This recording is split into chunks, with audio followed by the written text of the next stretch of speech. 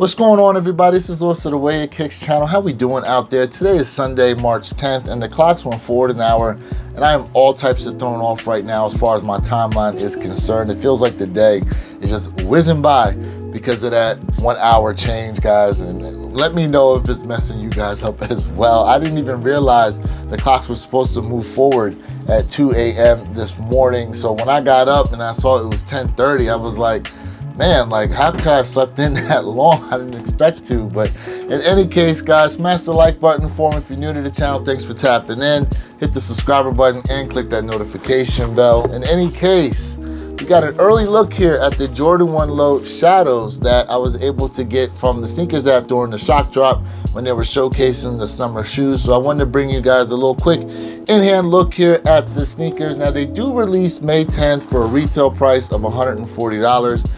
This is a retro from 2015, but you know, when I show you the picture of the 2015 pair versus what we're getting here, kind of wish that we were getting what the 2015 release was. But in any case, let me go ahead, read the label. Label reads Air Jordan 1 Retro Low OG, black, medium gray, white, size 12 there from the Sneakers app, guys. When you pop the lid open, you do have a stamp here at the corner, but let me go ahead and bring you the shoes. 3, 2, 1, and here we go, the Jordan 1 Low Shadow OGs. And for those of you who have a 2015 pair, you'll notice a difference right away. That swoosh is actually not as big as what we got there on a 2015 pair, but I'm not mad at these whatsoever. I just kind of like the bigger swoosh on the OG lows. Even though I'm not the hugest fan of OG lows, this right here is going to be a keeper for the collection. In any case, we do have, you know, gray there in the toe box area. We got black there in the mud guard, black around the laces. The side panels there are black as well. The swoosh is gray. Heel area is gray with the Nike Wings logo there in black. Top of the tongue tag is in gray with Nike Air and all black tongue there. On the inside of the sneaker is all black sock liner in there.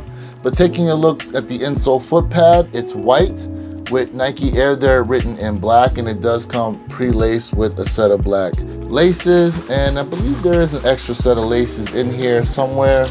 Ah, here we go. And these are actually gray laces that we get to go along with the shoe. Like I said, when we get closer to release date, which is May 10th, I will be doing a little more in-depth, and I will throw these on feet. I just wanted to be able to bring you guys a quick look here at the shoes themselves. Let me know if these are something you're going to go after once release date comes. Again, $140 for these. Now, when they released in 2015, they were running for $130, and so from then till now, only a $10 increase. It's not too crazy, but again, I wish we did get the bigger swoosh on there. In any case, this is Lewis of the Way It Kicks channel, reminding you to be true, stay in the moment, and don't forget, every day is a great day to wear your kicks.